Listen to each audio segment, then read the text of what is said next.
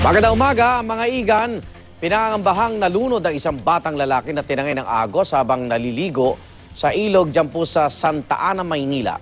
Pero ang kanyang mga magulang hindi pa rin nawawalan ng pag-asa na masisilayang buhay ang kanilang mga anak. Darito po ang report ni Haji Rieta. Sabi ko sa'yo,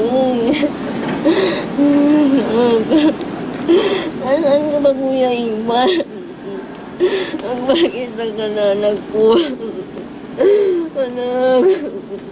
Hanggang madaling araw, hindi sumusuko si Girlie Tomaque na matatagpuan ang kanyang nawawalang anak. Ang 11 anyos kasing si Eman, tinangay ng agos habang naliligo sa ilog na Santa Ana, Maynila kahapon.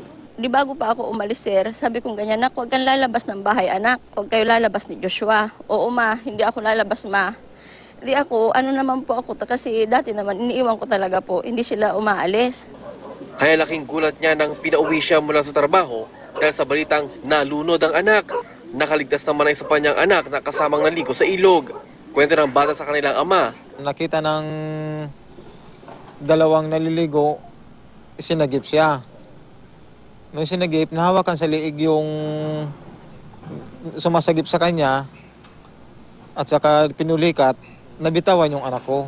Nung tumabi yung nagsagip sa kanya, nung binabalikan na, hindi na makita yung anak ko. Ang pamunuan naman ng barangay, hindi raw nagkulang ng paalala sa mga taga roon. May mga babalapang at may gate din bago makapunta sa ilog.